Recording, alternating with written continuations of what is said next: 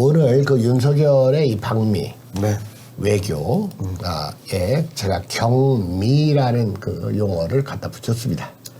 미국으로 기울어진 외교다. 이러한 그 윤석열의 그 외교를 어떻게 평가해야 되는지 가급적이면 좀 객관적이고 차분하게 논의를 해볼까 그럽니다. 여러분들 알다시피 지난 24일부터 27일 동안 그 워싱턴 DC를 방문해가지고 조 바이든 미국 대통령과 한미 정상회담을 가졌어요. 네. 그리고 이 정상회담에서 논의된 것 중에서 가장 핵심 사항은 흔히 말하는 확장 억제 강화 방안이 담긴 네. 그 워싱턴 선언이라는 거였죠. 네.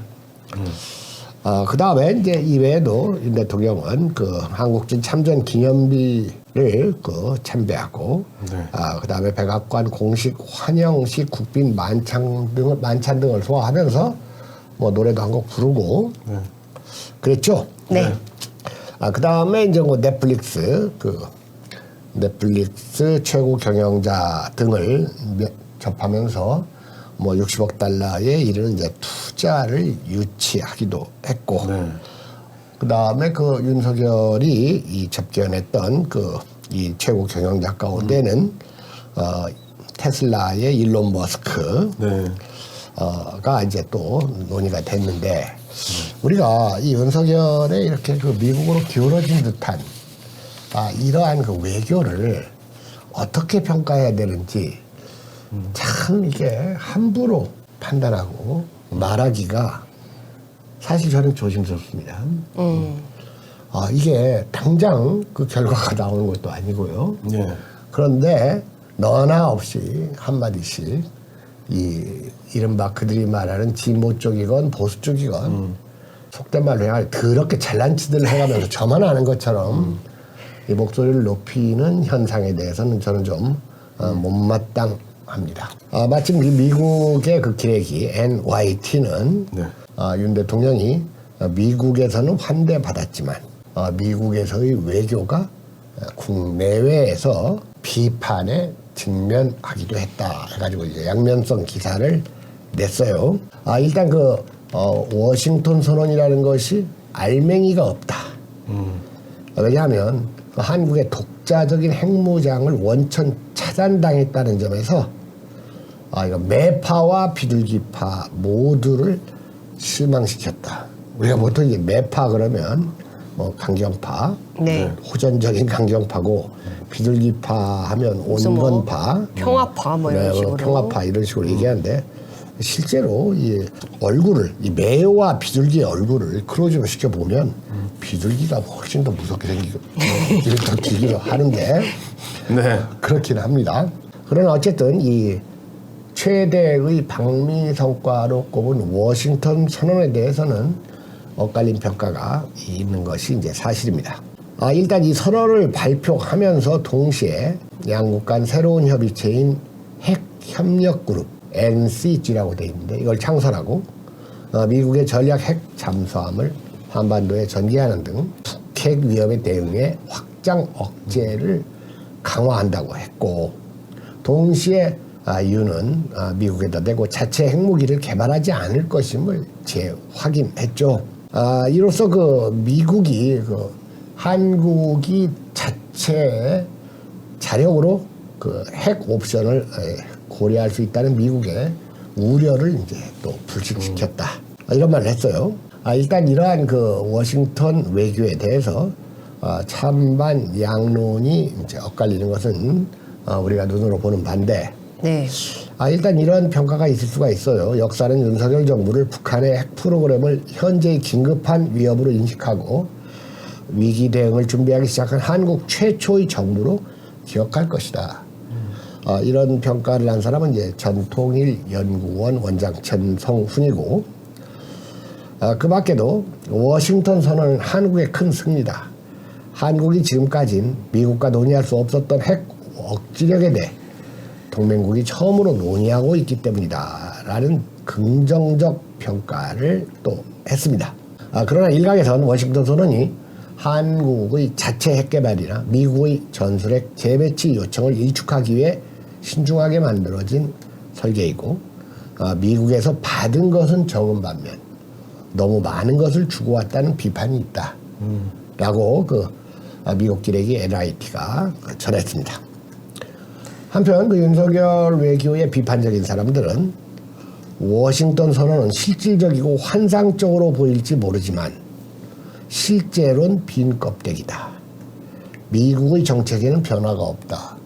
이런 말을 했는데 김동엽 선생을 제가 안면이 있는 건 아니지만 그래도 제가 알던 사람인데 일단 이 사람의 문장 실질적이고 환상적으로 보일지 모르지만 이게 무슨 말이에요, 대간설. 대단히 역설적인. 그럼 말을 해야 될 거 아니에요. 실질과 환상. 네. 실제로 환상을 봤다는 거야? 환상적으로 보일지 모르지만 이런 표현들 maybe 모르지만인데 보일 수 있어도 이렇게 얘기를 해야지 몰라 모른다면서 너는 왜 말하냐 이런 그 말을 들 수가 있죠. 그러면서 미국의 핵 잠수함 전개가 북한 및 중국과의 영내 긴장을 더욱 고조시키고 북한의 핵무기 확장 구실을 제공할 것이라는 지적도 나온다 해서 확장된 억제력이 아닌 확장된 위기다 라고 또 비판을 했어요. 참 우리가 다른 나라를 긴장시킬까봐 우리가 행동을 조심해야 된다는 논리는 대단히 피동적이고 비사주적인 논리죠. 이런가 하면 또 이런 의견도 얼마든지 있을 수도 있습니다. 일단 시대가 달라졌다는 논리예요. 네. 그러니까 2차 세계대전 후에 미국과 소련의 냉전 시대가 있었죠. 네. 냉전 시대가 있었고 지금으로부터 한 30여 년 전부터는 냉전에서 벗어나는 탈냉전 시대가 전개됐는데 지금은 탈냉전 시대가 종말을 고했다라고 보는 견해예요. 러시아 우크라이나 전쟁으로 본격 개막한 그래서 이제 신냉전이란 말을 쓰는데 신냉전이라는 이 시대 배경이 대한민국으로 하여금 선택할 수도 거부할 수도 없는 이 세계사적 흐름에 동참하지 않으면 안 되게 만들었다.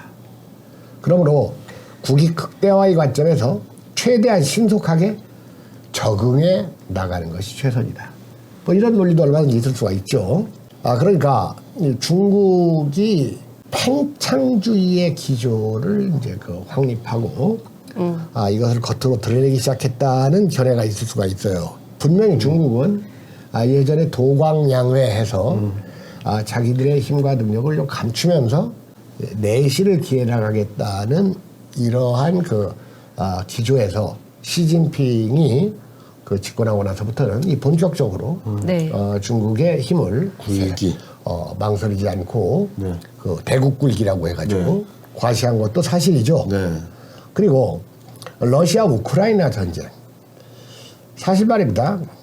이런 전쟁이 나면 아는 체 아는 놈들이 하여튼 한국에는 엄청 많아요. 지가 가보지도 않고 가본다고 또 아는 것도 아니고 좀 모르는 것은 좀 조용히 얘기해야 되는데 이 대학 교수들 특히 은퇴한 대학 교수들일수록 아는 체를 많이 하더구만. 이건 뭐야 이건. 우리가 정확하게 러시아와 우크라이나 전쟁의 실상을 알 수도 없고 그 원인과 배경을 파악할 수도 없어요. 그런데 어디 근거도 없는 얘기도 우리 댓글 보니까 우크라이나에서 14,000명을 학살했다는 둥 어쨌다는 둥 뭐 그렇게 아는 놈들이 많은지 모르겠어. 자 아무튼 하던 얘기를 좀 더 지속하겠습니다. 그래서 국제 질서가 탈냉전의 시대가 지나고 신냉전기로 전환됐다고 볼 경우에 이렇게 됐을 경우에 미국과 중국 간의 중국 간의 신냉전의 전선이 된 한국은 이것은 한쪽으로 확실한 일원으로 자리매김을 할 수밖에 없는 현실이다. 이런 주장도 있어요. 그러면서 신냉전 시대 이 자유주의 블록과 권위주의 블록의 최전선이 한반도로 따라서 지금까지 중대한 외교 기조였던 중립 외교와 전략적 모호성이 계속 유효하다고 믿는 민주당 사람들은 시대 변화를 읽지 못한 우물한 개구리다 이렇게 주장을 하기도 합니다. 그러니까 이러한 중립 외교와 전략적 모호성은 탈냉전 시대에는 현명한 전략이었지만 신냉전이 시작된 지금은 시대착오적 탁상 공론이다. 자, 이렇게 보는 관점도 있을 수 있어요. 지금 우리들은 지금 아직 이 판단을 지금 여러분들에게 제시하지 않고 있습니다.